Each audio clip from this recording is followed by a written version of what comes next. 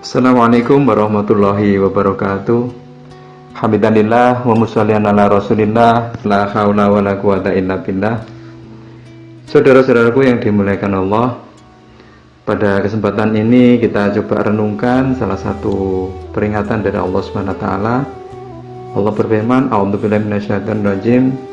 Wa man a'rada an dzikri fa inna lahu ma'isatan dhanka wa nahsyuruhu yaumal qiyamati a'ma.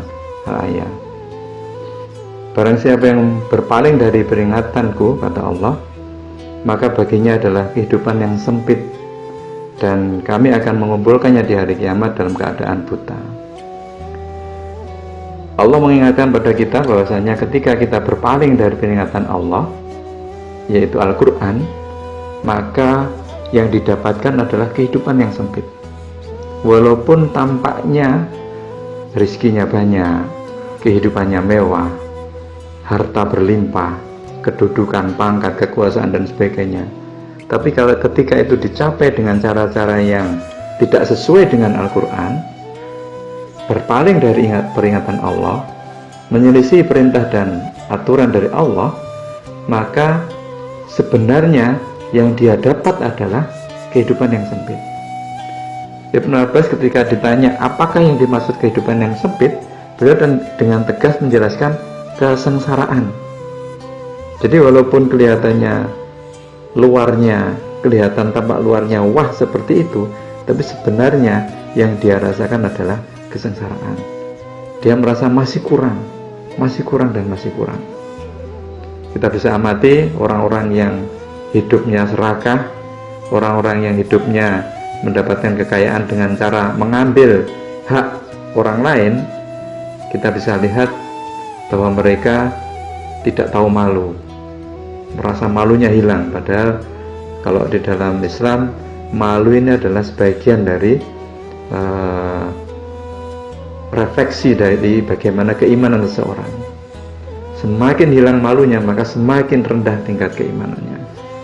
Dan kita lihat orang-orang yang serakah itu tidak punya rasa malu. Dia mengambil harta yang itu bukan haknya, bahkan itu adalah milik orang lain, bahkan milik rakyat banyak. Maka orang-orang yang seperti itu, walaupun kemudian kekayaannya luar biasa banyak, tapi sebenarnya dia adalah sengsara. Bahkan ketika Ibnu Sa'id ditanya apa yang dimaksud dengan kehidupan yang sempit, beliau menjelaskan sempit di dalam kuburnya, bahkan nantinya tanah itu akan menekan jasadnya sampai tulang rusuknya itu saling bersentuhan. Maka di hari yang mulia ini, saudara-saudaraku yang dirahmati Allah, ketika kita menjalani puasa ini adalah perwujudan dari ketaatan kita pada Allah.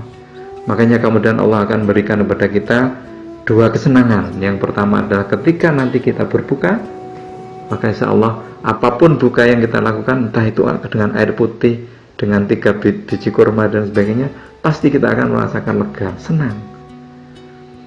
Dan yang kedua adalah ketika nanti Allah memberikan pahala di akhirat. Dan ini adalah tanda-tanda dari orang-orang yang beriman, yang mau tunduk dan patuh terhadap perintah Allah. Berbeda halnya dengan orang yang bercibir kemudian dia tidak mau melakukan puasa, maka ancaman dari Allah, dia akan mendapatkan kehidupan yang sempit. Walhasil, di kesempatan puasa ini, marilah kita pupuk ketaatan kita pada Allah. Jangan sampai kita menjadi orang-orang yang berpaling dari peringatan Allah, karena nantinya orang-orang yang berpaling dari peringatan Allah, di samping mendapatkan kehidupan yang sempit, maka di yaumul qiyamah nanti akan dikumpulkan oleh Allah dalam keadaan buta. Mengapa? Karena ketika dia di dunia, dia berpaling dari peringatan Allah, maka ketika nanti di akhirat, dia akan tersesat, dia akan tidak bisa melihat, dia akan buta dan kebingungan, karena selama hidup di dunia berpaling dari peringatan Allah. Mudah-mudahan Allah menguatkan kita untuk selalu taat kepadanya, dan mudah-mudahan di puasa Ramadan ini membersihkan segala kemaksiatan kita, membersihkan segala keegoan kita, dan menjadikan kita jadi orang-orang yang taat, menjadi orang-orang yang bertakwa, dan mendapatkan kedudukan yang mulia di sisi Allah Subhanahu wa taala. Assalamualaikum warahmatullahi wabarakatuh.